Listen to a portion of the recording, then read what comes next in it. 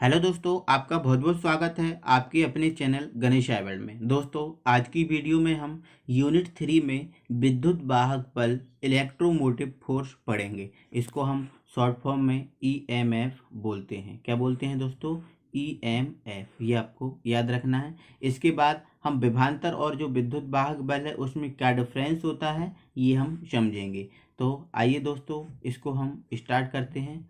तो दोस्तों, हम सबसे पहले समझते हैं विद्युत वाहक बल को। तो दोस्तों, जो विद्युत वाहक बल होता है वो क्या होता है उसको हम समझना है। तो इसके लिए दोस्तों पहले हम एक रासायनिक सेल को समझते हैं। रासायनिक सेल क्या होता है? तो हमने रासायनिक सेल में पढ़ा था कि दो पात्र होते हैं इस प्रकार के।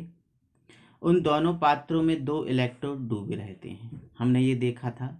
अब हमने ये भी देखा था कि जब इलेक्ट्रोड ये डूबे रहते हैं तो ये इलेक्ट्रोड क्या करेंगे?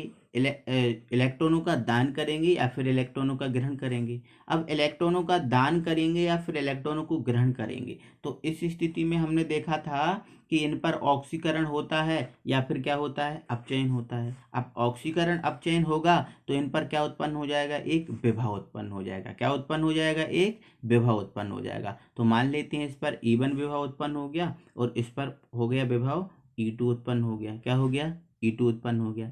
अब दोस्तों आप बताइए कि ये विभव E1 है और ये विभव E2 है। तो अगर हम इसमें अंतर निकालें विभव में तो वो हमारा क्या कहलाएगा? विभव में अंतर क्या कहलाएगा? विभवांतर। आपको याद रखना है कि विभव में अंतर क्या होता है? विभवांतर होता है। ये आपको हमेशा याद रखना है।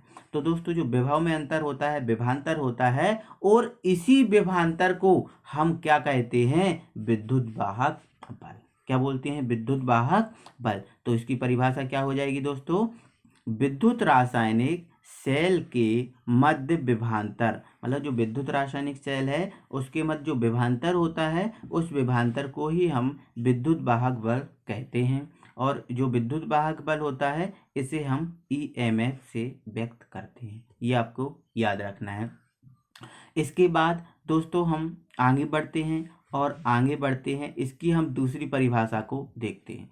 तो जो विद्युत वाहक बल है इसकी दूसरी परिभाषा ही और लगा दे रहे हैं। दूसरी परिभाषा है, अब देखो दोस्तों, विद्युत वाहक बल मतलब ये तो नाम से ही समझ में आ रहा है ये क्या है? बल है। क्या है? बल है। तो एक ये ऐसा बल है जो किसी जो विद्युत वाहक बल है एक ऐसा बल होता है जो इलेक्ट्रॉनों को, किसको? इलेक्ट्रॉनों को एक इलेक्ट्रोड से दूसरे इलेक्ट्रोड तक ले जाता है। उसका कहने का मतलब ये है कि मान लेती हैं ये कोई क्या है? एक सेल है, इसमें ये इलेक्ट्रोड डूबे हैं। अब कुछ इलेक्ट्रॉन इसके पास भी होंगे, कुछ इलेक्ट्रॉन इसके पास भी होंगे।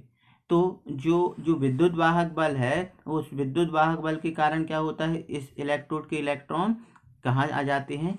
इस इलेक्ट्रोड की ओर। तो मतलब जिस बल के कारण ये इलेक्ट्रोड इस इलेक्ट्रोड से इस इलेक्ट्रोड की ओर आते हैं उस बल को हम क्या कहेंगे? विद्युत वाहक बल। ये इसकी दूसरी परिभाषा है।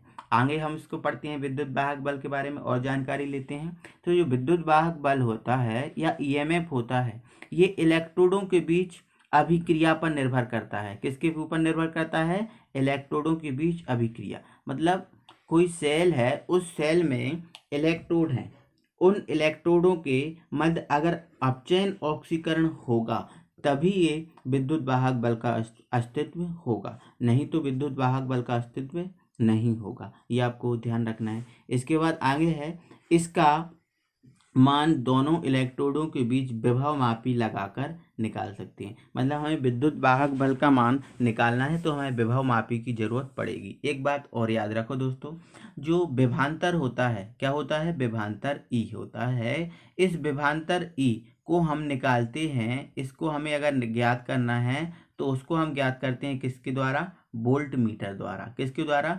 Volt meter. और वोल्ट मीटर आपने देखा होगा, आप कभी मोबाइल की दुकान पे गए होंगे, कोई जो मोबाइल या शॉपकीपर होता है वो क्या करता है, किसी का मोबाइल ख़राब हो जाता है तो उस वोल्ट मीटर द्वारा चेक करता है कि उसमें धारा का प्रवाह हो रहा होता है या फिर नहीं हो रहा, या फिर आपने लैब में तो देखा ही देखा होगा। तो दोस्तों, जो विभव मापी हम लगाकर इसको ज्ञात करते हैं और जो विभवांतर होता है उसको हम वोल्ट मीटर द्वारा ज्ञात करते हैं। एक बात याद रखना।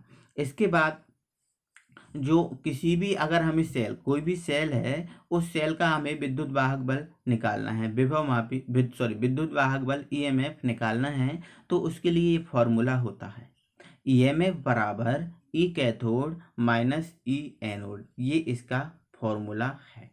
तो आपको याद रखना है किसी सेल में एक एनोड होता है और कैथोड होता है, तो क्या करोगे, कैथोड के विभव में से एनोड के विभव को आप घटा दोगे तो आप क्या निकाल लोगे, ईएमएफ, ये याद रखना है।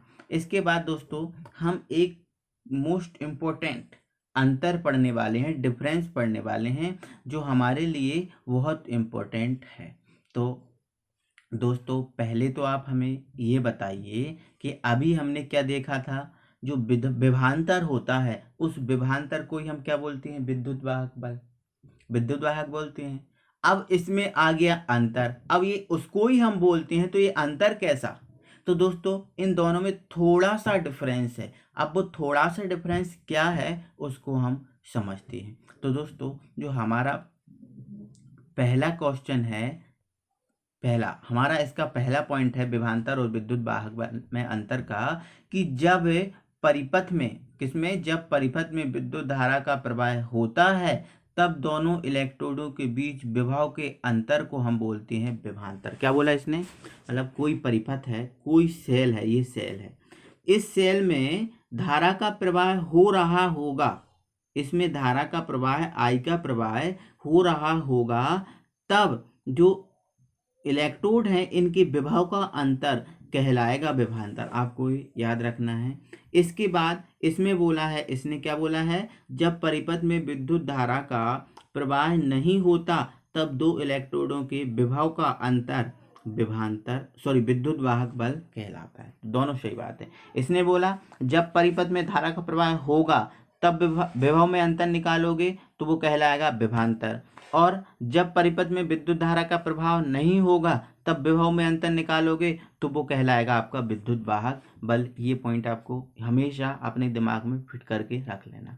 इसके बाद दूसरा पॉइंट इसका है कि जो विभवांतर होता है, विभवांतर का मापन साधारण वोल्ट मीटर द्वारा करते हैं, मतलब जो विभवांतर है उसका हम मापन किसके द्वारा करते हैं, वोल्ट मीटर के द्वारा। लेकिन जो विद्युत वाहक बल होता है उसका मापन हम करते हैं विभव मापी के द्वारा, ये आपको याद रखना है। इसके बाद इसका थर्ड पॉइंट है विभवांतर जो विद्युत वाहक बल से कम होता है, मतलब जो विद्युत वाहक बल है ईएमएफ, क्या है, ईएमएफ, इसका जो मान है इससे क्या होता है, ज़्यादा होता है, और जो विभवांतर है उसका मान क्या होगा, कम होगा। तो ध्यान रखना विभवांतर विद्युत वाहक बल से कम वोल्टेज होता है, मतलब विभवांतर में कम वोल्टेज प्राप्त होता है, लेकिन जो ईएमएफ होता है वो अधिकतम वोल्टेज होता है। तो आपको याद रखना है ईएमएफ अधिक और विभवांतर कम। फोर्थ पॉइंट है इसका, विभवांतर प्रतिरोध पर निर्भर करता है, जो विभवांतर होता है वो प्रतिरोध पर निर्भर करता है। अब आप दोस्तों एक बात बताइए, आपको ध्यान रखना है एक बात का, जो फिजिक्स में आप विभवांतर पढ़ोगे उसको आप भी से व्यक्त करोगे, किससे व्यक्त करोगे, भी से, और जो केमिस्ट्री में विभवांतर पढ़ोगे उसको आप किससे व्यक्त करोगे, ई से व्यक्त करोगे। दो बातों को याद रखना। तो दोस्तों हमने जो ओम का नियम पढ़ा था, ओम के नियम में देखा था कि जो भी है वो आई आर के बराबर होता है, ऐसा हमने पढ़ा था। तो आप देख रहे हो कि बराबर है, मतलब जो आर का मान बढ़ाएंगे तो विभवांतर का मान बढ़ेगा, अब आर का मान घटाएंगे तो विभवांतर का मान क्या होगा, कम होगा, ये हमने पढ़ा था।